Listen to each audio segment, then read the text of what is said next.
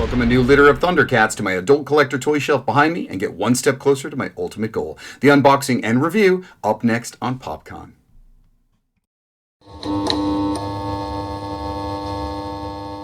Welcome back, fans, Generation Xers, and adult collectors alike. I'm Victor, your G1 host. This is PopCon, powered by Generation X. Panthro, Jackal Man, Mumrah, they're all going to take their rightful place on the toy shelf, but not before we take an up-close and personal look at these Super 7 action figures.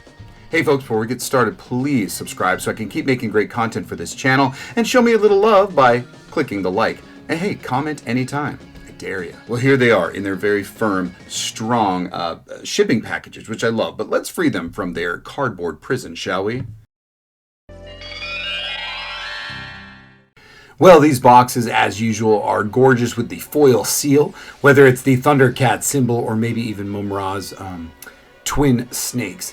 They have a great slip package on the back, the Thundercats logo. Very, very common with all of these characters. When you open it up, they definitely have the nice window box with the character and all of their accessories. So we've got extra hands, we've got nunchucks, but first we have the image on the back. So I'm a little surprised not all of the characters have this original artwork, but they do have the writing on the bottom that tells a little bit about the character. Now I know these are probably version 2 of these characters, which means they don't have that artwork on the back, but you see inside they come with all the great accessories, whether it's the alternate face, a lot of the tools that Panthro used as the chief engineer and mechanic, of course. So great looking action figure from this standpoint, but he's got tons of accessories. Now when it comes to Jackal Man, he's got the Mumrah symbol on it in that foil once again. So we just slip that cover off. Now this Jackman is definitely version 2, and I'll tell you why in just a minute. He is different than the original release, which is actually wonderful. I didn't have to get the extra set of pieces Super 7 provided to correct it. On the back you can read a little bit more about Jackman the character, a little bit about who he is. But on the front you can see a lot of the weapons, including the club, the 3 different guns, and the alternate hands and head and the axe that are in there. So I'm so excited that we do have that alternate or that version 2, so I don't have to get anything to replace or fix it all, but he looks great so far. So let's get to our final box, which is of course Mamrah. And we're talking, which Mamrah are we talking about now? Now it is a smaller box, so we can all assume it is Mamrah, the ancient, the decrepit, the mummy of Mamrah. Yeah, so in his more disgusting incarnation, here he is with his wrapped bandages and stuff. Now he comes with the plastic cape, but on the bottom he does have a cloth cape, a soft good cape with wire. He comes with so many things, whether it's the Book of Omens or the alternate face. And on the back there's a couple of words there about who he is, and it does mention that he is otherwise weak unless he uses the spirit of evil, who grant him the transformation power to Mamrah the ever-living. But that's for another reveal. So we're going to open these now and see what's it all about. Panthro is one of the most famous Thundercats, much loved. He is their strength, but he also is their living wisdom. He's the mechanic, the engineer, and the driver of all of their vehicles. He's got a lot of accessories. Besides the alternate head, which looks more in action, he holds his famous nunchucks. Now the detail on the body is wonderful. I love the armband, and look at the ties behind his legs. So that is very cool. We're going to talk about his pants in just a minute. Now you're going to notice this weird thing in the back we'll talk about in a moment that looks like a fan or an umbrella, but that's not what it is. So here he is. Now he's wearing his goggles. As the engineer, I've got him holding a wrench. He comes with a he actually comes with a detonator that really looks like a TNT plunger you'd see in a Wile E. Coyote cartoon. A welding gun as well, and lots of interchangeable hands. But as the mechanic, as the engineer, he's got a lot of work to do, so we have him here in this stance. You can see the normal. We've got ankle, we've got foot, we have knee. We've got hip, we've got waist, we have got the ab or the chest roll there. We've got the elbows and the wrists. Of course, they're very articulate because they can interchange. Love the posability that all of these action figures from Super 7 can make. Now here it is. This is not a parasol, folks. This is his nunchucks in action, so be prepared. This is them with the special effect action, and I love it. It's a great way to pose. Now we get to one of our villains here. This is Jackalman, one of the original villains. Jackal, this big guy, very slender in the cartoon. He actually still looks a bit slender, but I love that brace on his arm. Looks very much like a leopard skin shield. He's holding his very famous club. And look around at this fur, the accented fur there on his head sculpt, on his shoulder, and of course the fur that's embedded in the mold itself, which I really love to see. He's got all the same wonderful pieces of art. Bits of articulation, and this club is also interchangeable with the axe that comes with him. Now here's the alternate head. I love that that really growling face. Now there we are. This is version 2 because it has the yellow fur from his chest actually painted on the neck. That wasn't in the way it was on version 1. So I did have to wait a bit, but I love having this. Super 7 had come with a correction, a packet for both he and Panthro, but this version I have actually comes corrected and has the right paint on the fur on his neck. So you can see it there, the yellow that comes from his jaw, his jowls into his chest. That's the way it's supposed to be, but not the way it was. Also, his guns weren't colored in the original, but they've got all this great purple accent. You see the club, the head, the alternate hands. What a beautiful character. What a great villain. Speaking of villains, we got the king of all villains here, Mamra the Decrepit. I have him in his plastic cape, which actually looks great. Now, I love this cloth cape. My Jaga is in his cloth cape as well, and I keep him that way, but I'm not sure which one. So many accessories here, whether it's the Book of Omens or the Rosencrantz medal or the Thunderium urn.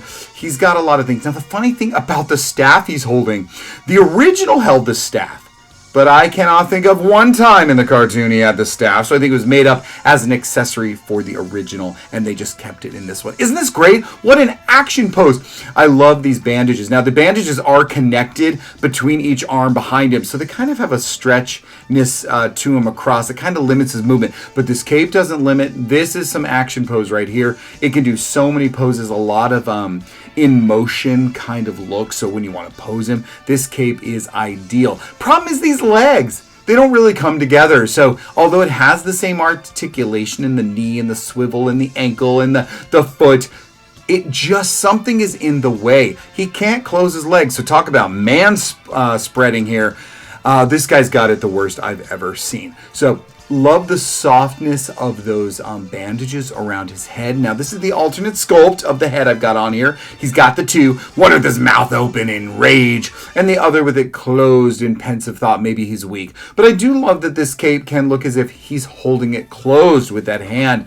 So many great accessories, but believe me, the downfall is these legs. He's got to be really spread out, which is kind of a pain in the ass, but that's okay. Still this beautiful figure, and he's gonna look wonderful with the other Thundercats, the other mutants on the toy shelf, because the gorgeousness of the detail is what is impressive to me, and he does have a lot of posability, and I really do like having this staff.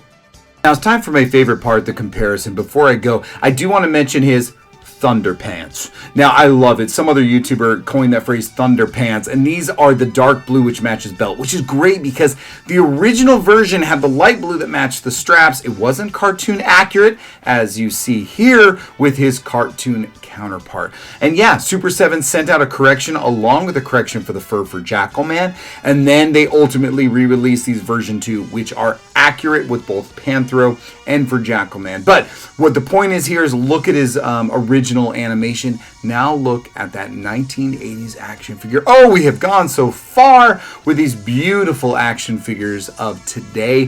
Panthro looks exactly how we saw him as he was meant to be. So let's go ahead and continue the comparison with Jackal Man and Mumrah. Now, we already clearly mentioned the correction Super 7 made with this version 2 of Jackal Man with the correct yellow or a blonde or lighter fur from the chin onto the chest. So I got that version and I'm very happy with it. It is cartoon accurate. So here is Jackal Man from the cartoon. Really love that look. Definitely a little slender, more slender than even the action figure. But here he is in the toy form back at the time. I got to be honest, this looks like the Wolfman. This is not a great representation. Even Panthro was better. But we know how 21st century modern action figures look. This is what we saw. This is how we represent now. So love it. Okay, where do I start? Mumrah, the mummy version, he's a beautiful looking action figure with a lot of great detail. Look at the bandages. It is a little harsh with those legs. They don't cooperate as much as they should. But let's look at his animated version. It's gorgeous. It is certainly a great representation of what we remember, what we thought of Mumrah as.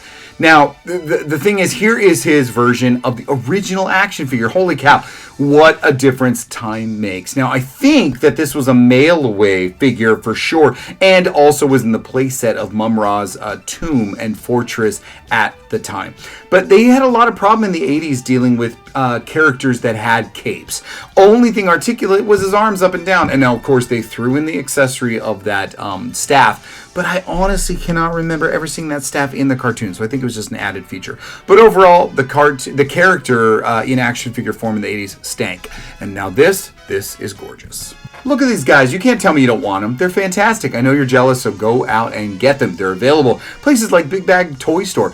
Look at how gorgeous they look right here. Now they're going to get on the toy shelf and even look better.